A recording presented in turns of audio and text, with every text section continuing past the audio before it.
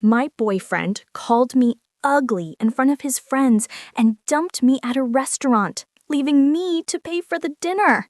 As he walked away, he loudly said, "A girl like you should be grateful I even dated you." I smiled and calmly waited. This morning, my phone blew up with 13 missed calls. You guys, I'm still processing what happened last weekend. I keep replaying it in my head and wondering if I somehow imagined the whole thing. But nope, my maxed out credit card and the ice cream stains on my couch confirm it was very real. For context, I had been with Ryan for 2 years. 2 years, not some casual fling or whatever. We had the whole routine down. Netflix marathons on Sundays, awkward holiday dinners with both families, even that weird couples yoga class he insisted on trying, which we both sucked at, TBH. Things weren't perfect between us, are they ever? But I thought we were solid. We had talked about maybe moving in together this summer. He had these little annoying habits, leaving his socks literally everywhere, texting during movies, and making these helpful comments about my appearance. Stuff like, "That shirt makes your arms look bigger," or "Have you thought about trying a different hairstyle?" I always brushed it off as him being honest. Past me was such a doormat. So last Friday, Ryan texted me about this dinner with some work friends. He's never really included me in his work life before, always saying it wasn't professional or whatever, so I was actually excited. I even went shopping for a new outfit, rip my budget, and spent forever getting ready. I'm talking full YouTube makeup tutorial, the fancy straightener I only use for special occasions, the works. I get to this super expensive restaurant downtown, the kind with tiny portions and no prices on the menu. Red flag number 1, Ryan's already there with 2 guys he works with, Leonard and Pablo. The moment I walk up, there's this weird vibe. Ryan barely acknowledges me, just this half stand from his chair and a quick, "You're late." I was literally 2 minutes late because parking was impossible. I sit down and he looks at my outfit and goes, "Oh, you were that?" Not quietly either. His friends exchange this look and I immediately feel my face getting hot. For the record, I was wearing a dark blue dress that I thought looked nice, nothing crazy or inappropriate. I try to laugh it off, like, "Is there a dress code I missed?" But he just shrugs and says they already ordered appetizers. Cool. The next hour is basically Ryan talking about work stuff I don't understand while his friends nod along. Whenever I try to join the conversation, Ryan either talks over me or explains why I'm wrong about whatever I just said. At one point, I mentioned something about a customer at my store, and Ryan interrupts with, "She doesn't really get how things work in the real business world," with this dismissive wave, like retail isn't a real job. I've been a manager for 3 years. I'm sitting there getting more uncomfortable, wondering if Ryan's always been this condescending and I just never noticed, or if he's showing off for his friends. Either way, not a great look. Then Leonard asks how we met, and I start telling the story about how his coworker Vanessa is my best friend and introduced us. Ryan cuts me off mid-sentence and says, "Yeah, Vanessa felt bad for her. I was doing a favor, really." Then laughs. You guys, my stomach literally dropped. That's not even close to how it happened. Vanessa had actually warned me about Ryan's ego before setting us up, but said he was a good guy underneath it all. Spoiler alert, he wasn't. I excuse myself to the bathroom, mostly so I don't cry in front of them. I'm in the stall texting Vanessa like WTF is happening when I get a notification that Ryan just tagged himself at this restaurant on Instagram with "Boys Night Out," like I'm not even there. Vanessa calls me immediately, but I send her to voicemail because I don't want the guys to hear me crying. I splash some water on my face, fix my makeup, and give myself this sad little pep talk in the mirror about getting through dinner with dignity. When I get back to the table, they're all laughing about something but stop abruptly when I sit down. Awesome.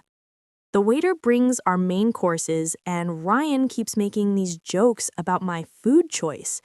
I ordered pasta, one of the less expensive options because I was already worried about the bill, and he keeps saying stuff like carb loading for a marathon, and that's a bold choice for someone with your body type.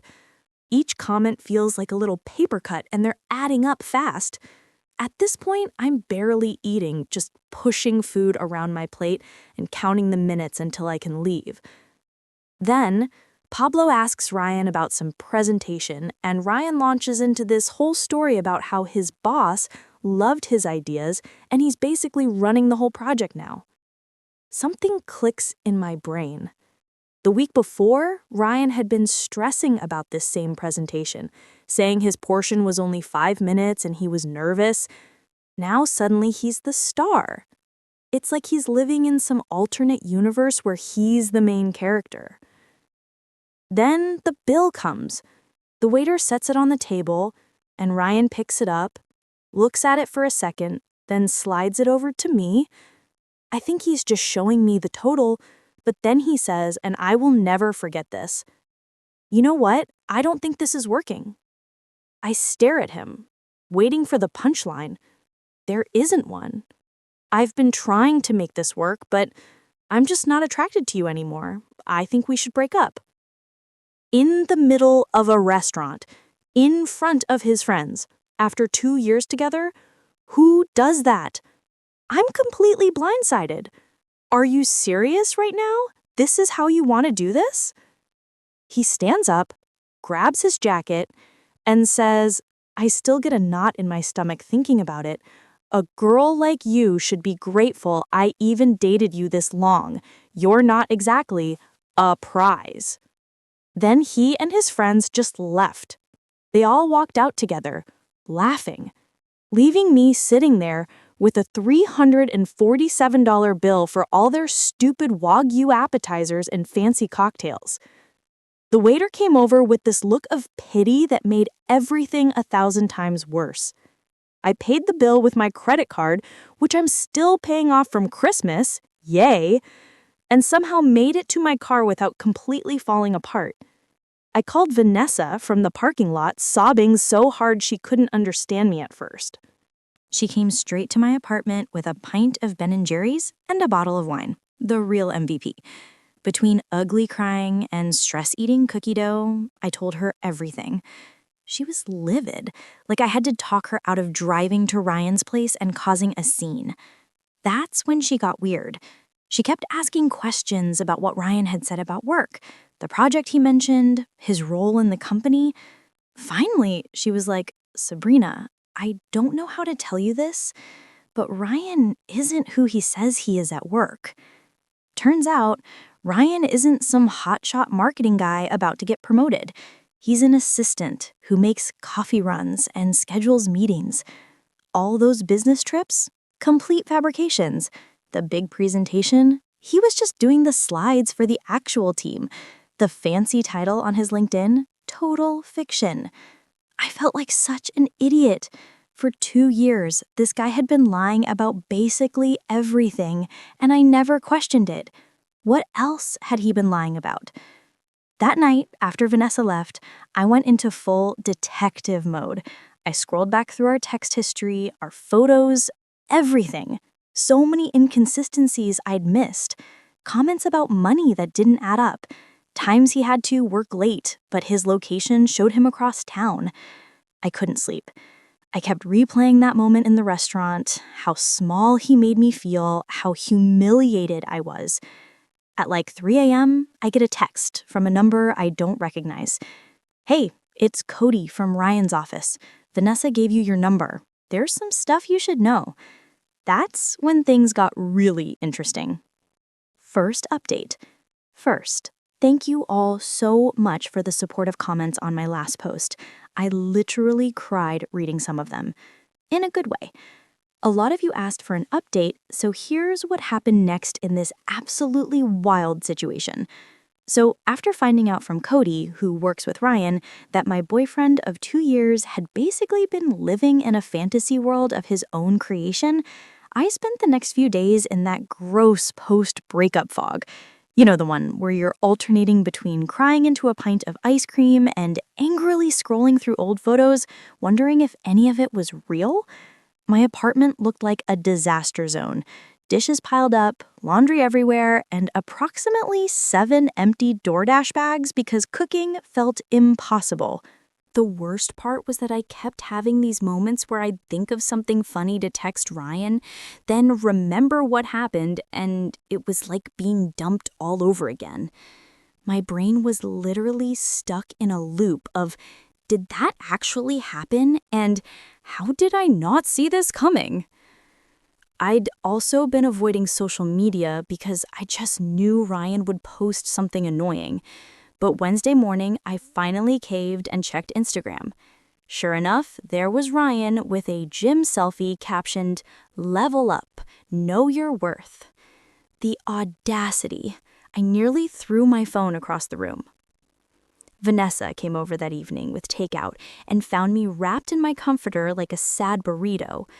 She's been amazing through this whole thing, making sure I eat actual food, listening to me rant about the same things over and over, and not once saying, "I told you so," even though she had her suspicions about Ryan from the beginning.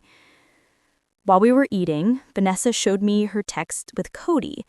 Apparently, they'd been talking a lot and he had tea to spill. According to Cody, Ryan had been telling everyone at work that he dumped me because I was clingy and always talking about marriage. What? I was not. The one who made a Pinterest board called Future Home Ideas? Yes, Ryan actually had one of these, which he claimed was research for some work project. Then Cody dropped the real bombshell. Ryan wasn't just lying about his job title.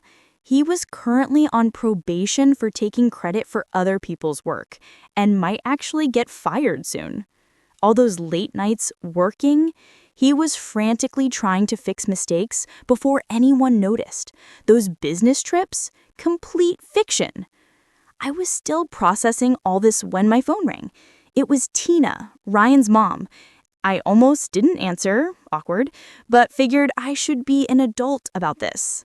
Tina has always been super sweet to me, like remembers my birthday and actually asks questions about my life, kind of sweet. She sounded concerned and asked if everything was okay between me and Ryan. Apparently, he told his family we had a little fight, but everything was fine. A little fight? The man publicly humiliated me, dumped me in front of his friends, and stuck me with a massive bill. I tried to keep it vague, saying we were taking some space because I didn't want to put her in the middle. Then she mentioned Ryan's birthday dinner on Saturday and how the whole family was looking forward to seeing me there. You guys, I nearly choked on my lo mein. Ryan had told his family we were still together and that I was coming to his birthday dinner. The dinner was at his parents' house, and apparently he told them we had big news to share. After hanging up, I sat there in shock while Vanessa looked at me like I'd grown a second head. She was like, is he delusional or just a pathological liar? Honestly, I was wondering the same thing. That's when we came up with the plan. I wasn't going to just ghost his family. They'd always been kind to me, and they deserved to know what kind of person Ryan really was. But I also wasn't going to cause a scene or be vindictive. I would simply attend the dinner as invited and let the truth come out naturally. The next day, Cody met me for coffee. Slightly awkward since we'd only met through Ryan, but he turned out to be really chill. He confirmed everything and added even more details about Ryan's work lies. The team Ryan claimed to lead was actually just him and 2 interns. The big presentation he was in charge of last month, he was just operating the slideshow while his boss presented. Cody seemed genuinely upset on my behalf, saying he'd always thought Ryan's stories about me seemed off. Apparently, Ryan would come to work complaining that I was high maintenance, when in reality, I was paying for most of our dates toward the end because Ryan claimed to be between paychecks, which I now realize probably meant he was terrible with money. Midway through our conversation, Cody got a text from their boss asking if he could come in Saturday evening to help with some emergency project. Cody was bummed because he'd had plans, but then I had an idea. What if Cody needed to drop something off at Ryan's parents' house during the birthday dinner? The timing would be perfect. As we were figuring out the details, my phone buzzed with a text from Ryan, first one since the restaurant disaster. It just said, "We need to talk about what happened. I might have overreacted." Might have? I showed Cody and he nearly spit out his coffee. Overreacted is when you get annoyed about someone being late, not when you publicly humiliate your girlfriend of 2 years and stick her with a $300 bill. I didn't respond. Let him sweat. The next 2 days were a blur of preparation. I wasn't going to this dinner unprepared. I dug through old texts, finding all the lies. Dates when he claimed to be at work conferences that didn't exist, stories about coworkers that Cody confirmed were fabricated, even photos Ryan had posted of himself at work events that were actually just downloaded from the company website. Friday night, Vanessa came over to help me pick an outfit. Not gonna lie, part of me wanted to show up looking amazing just to spite him, but we decided the best approach was to look nice, but not like I was trying too hard. We settled on a simple black dress that Ryan once said made me look average, which now I realize was his weird negging attempt because I got compliments whenever I wore it. I barely slept Friday night. What if this backfired? What if his family took his side? What if I froze up and couldn't go through with it? By Saturday morning, I had chewed my nails down to nothing and gone through about 17 different scenarios in my head. Around noon, Ryan texted again. "Looking forward to seeing you tonight. Wear something nice. My parents are excited." I didn't respond to that either.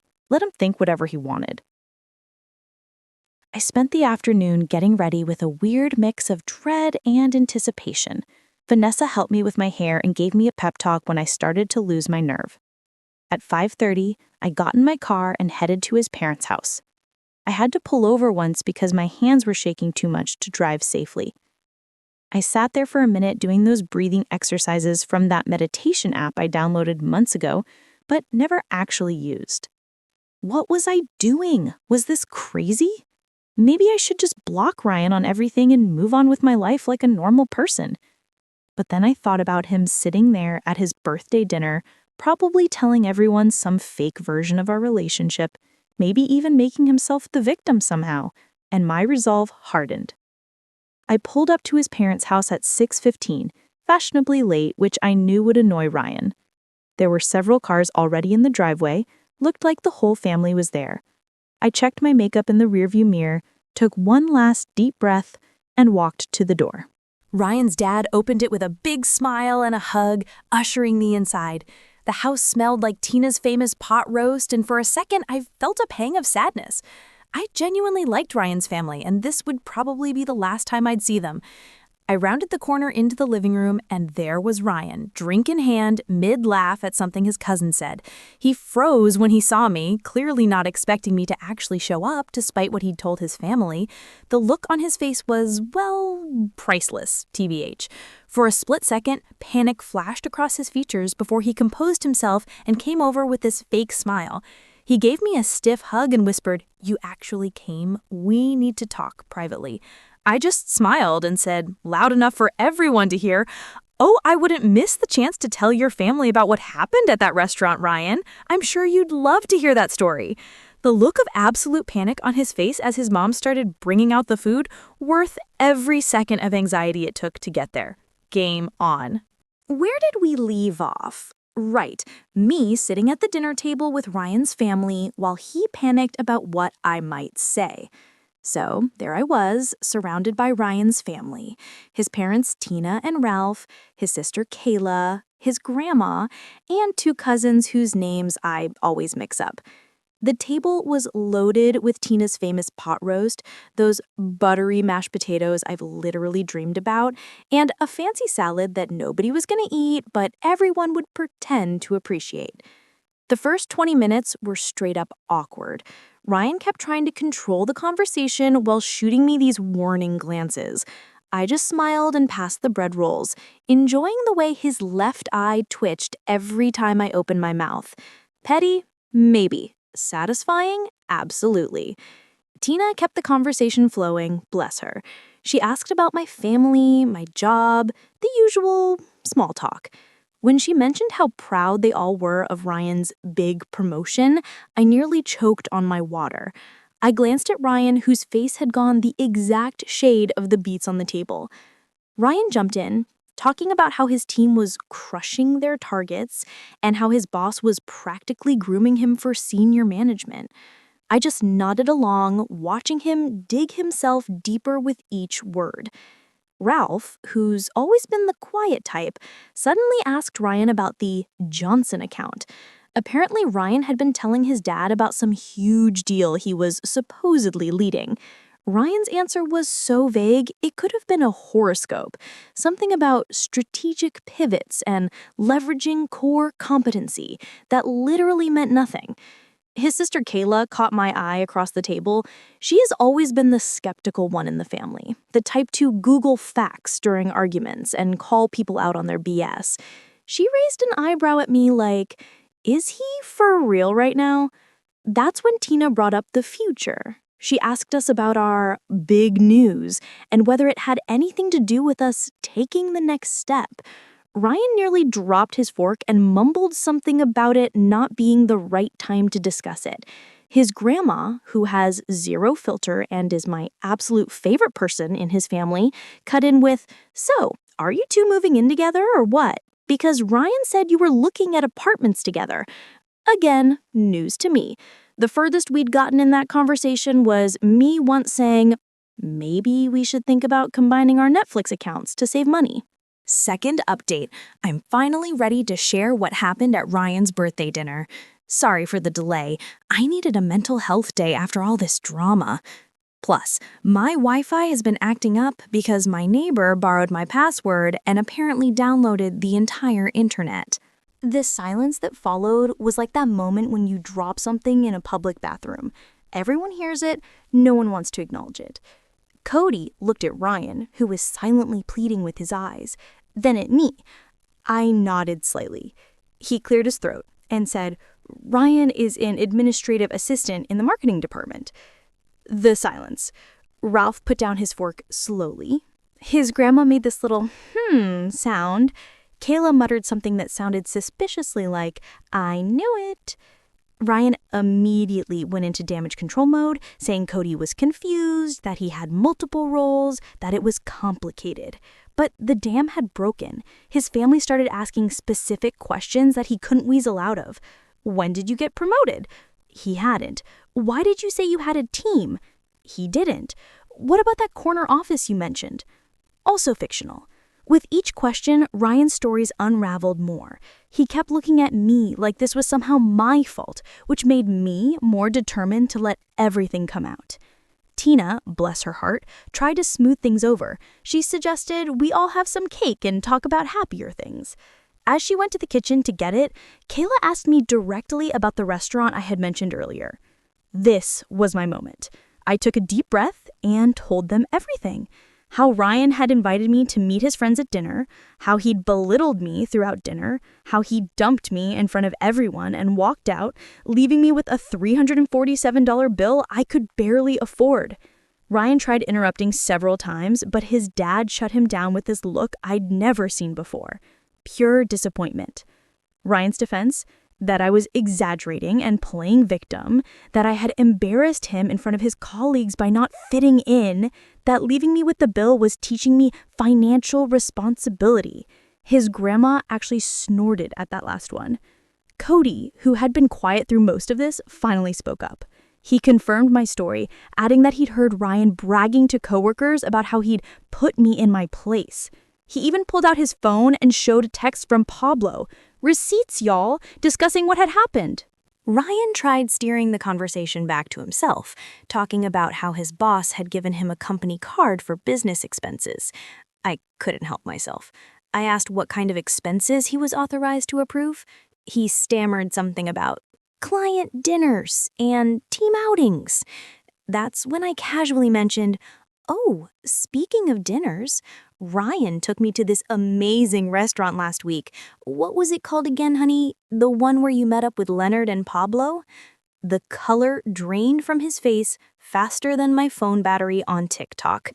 Seriously, my phone can't handle more than 20 minutes of scrolling before dying. Anyone else? Before he could respond, the doorbell rang. Perfect timing. Tina went to answer it, and I heard her delighted, "Oh, Cody, what a surprise!" Ryan looked like he might actually pass out. Cody walked in with a folder, all professional, in his button-up shirt. He apologized for interrupting the birthday dinner, but said he had some work documents Ryan needed to sign urgently for Monday morning. Tina, being the perfect host, immediately invited him to join us for cake later. Ryan tried to usher Cody toward the front door, but Ralph insisted they could handle work stuff right there at the table, since we're all family here. Cody sat down in the empty chair beside me, which I'd strategically saved, NGL. Ryan was gripping his fork so hard I thought it might bend. That's when Ralph asked Cody how the big presentation went, the one Ryan had apparently been leading. Cody looked confused for a second before catching on. He glanced at me, then at Ryan, and I could see him making a decision. Cody said the presentation went well, but clarified that their boss had delivered it with Ryan and the team providing support. Ralph looked confused and said that wasn't how Ryan had described it. I jumped in, because I'm messy like that, and asked Cody about Ryan's promotion. Poor Cody looked so uncomfortable, caught between loyalty to a coworker and not wanting to lie to an entire family. He fidgeted with his napkin and said something vague about company restructuring. Ryan interrupted with this fake laugh and tried changing the subject to sports or whatever, but his sister wasn't having it. She asked Cody point blank what Ryan's current title was. Tina came back in with the cake just as Ryan was trying to paint himself as the victim. She set it down and asked what she'd missed. No one spoke for a moment. Then Ryan's dad said, very quietly, that they needed to have a family discussion about honesty. Ryan exploded, like full-on temper tantrum. He accused me of turning his family against him, called Cody a traitor, and said everyone was just jealous of his success. What success? He knocked over his water glass, pointed at me, and yelled that a girl like me should be grateful he even bothered with me. His mom gasped. His grandma said something that I'm pretty sure was old people swearing. His sister just shook her head like she wasn't even surprised. I stayed calm somehow and said that the only thing I was grateful for was finally seeing who he really was. Ryan stormed out, slamming the door so hard that one of Tina's decorative plates fell off the wall and cracked. The aftermath was weirdly peaceful. Tina apologized to me like 50 times. Ralph looked tired and sad. Kayla helped clean up the spilled water. Cody apologized for his part in the awkwardness, but said he couldn't stand by while Ryan lied to everyone. Then the strangest thing happened. Instead of asking me to leave, they insisted I stay for cake. We all sat there, Ryan's ex-girlfriend, his coworker, and his family, eating birthday cake without the birthday boy. In any other situation, it would have been the most awkward thing ever, but somehow it wasn't. After cake, I helped Tina clean up in the kitchen. She kept apologizing and saying she had no idea Ryan had been lying about so much. She seemed genuinely heartbroken, not just about what he'd done to me, but about who her son had become. I felt bad for her, TBH. No parent wants to realize their kid is, well, kind of terrible. She asked me quietly if there had been signs before, and I admitted that looking back, there were red flags I'd ignored because I wanted to believe the best about him. When I was getting ready to leave, Ryan's dad pulled me aside. He thanked me for my honesty and apologized for what his son had done. He seemed so defeated, like he was trying to figure out where they'd gone wrong in raising him. I assured him it wasn't their fault. Ryan had made his own choices. As they were talking, my phone kept buzzing with texts from friends who'd seen Ryan's social media meltdown. Vanessa was freaking out, wanting to come over with her boyfriend who does kickboxing, just in case. She watches too many crime shows, I swear. My group chat was blowing up with confused messages about the dramatic subtweets Ryan was posting. That's when my doorbell rang again. I literally froze, wondering if it was Ryan. Kayla peeked through the blinds and let out a long breath. It was Cody. Apparently, Ryan had been blowing up his phone all morning too, and Cody wanted to warn me in person since Ryan had mentioned paying me a visit. So there we all were, me, Ryan's mom, his sister, and his coworker, sitting in my living room on a Sunday morning, trying to figure out what to do about this man-child throwing a tantrum because he got caught in his lies. If it wasn't so stressful, it would have been hilarious. Like, imagine explaining this situation to someone who wasn't there. Cody mentioned that their boss had already gotten wind of Ryan's social media tirade. Someone had screenshotted it and forwarded it. So Monday at work was going to be interesting. Kayla was worried Ryan might do something stupid if he lost his job on top of everything else. That's when my doorbell rang again. This time, it was the building manager, looking super awkward. Apparently, Ryan had been downstairs making a scene in the lobby, demanding to be let up to my apartment. The manager had refused, bless him, and threatened to call the police, at which point Ryan had stormed off, but not before yelling that I was a liar, loud enough for the entire first floor to hear. Tina looked devastated. She kept apologizing and saying she didn't know where they went wrong with him. I felt terrible for her. Imagine realizing your adult son is basically a walking red flag. Kayla was more practical, suggesting I document everything just in case Ryan's behavior escalated. We were all sitting there trying to figure out what to do when my phone buzzed with a notification. Ryan had tagged me in an Instagram story. Against my better judgment, and everyone in the room telling me not to look, I opened it. It was a photo of me from early in our relationship, sleeping on his couch with my mouth open, captioned, "Miss Perfect who ruined my birthday isn't so perfect. A girl like you should be grateful anyone took pictures of you at all." Apparently, after Ryan stormed out of the birthday dinner, he'd gone on a complete bender. He'd shown up at his ex-girlfriend's apartment at like 2 a.m., drunk and ranting about how I'd ruined his life. The ex, who I didn't even know existed, TBH, was understandably freaked out and called Kayla, who had to go pick him up. But that wasn't all. Ryan had also spent the night sending unhinged messages to practically everyone we knew. He texted Cody threatening to ruin him at work. LOL, good luck with that when you're about to get fired.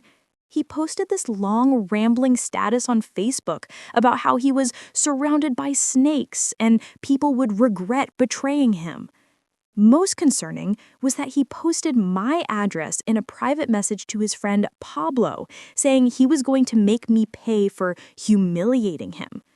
Pablo, who apparently has some moral compass, immediately called Tina and forwarded the message, which is why she was trying so desperately to reach me. I was sitting on my couch in my ratty old pajamas, hair still in yesterday's messy bun, trying to process all this information while Tina apologized approximately 50 times for her son's behavior. I should have been scared, I guess, but honestly, I just felt tired.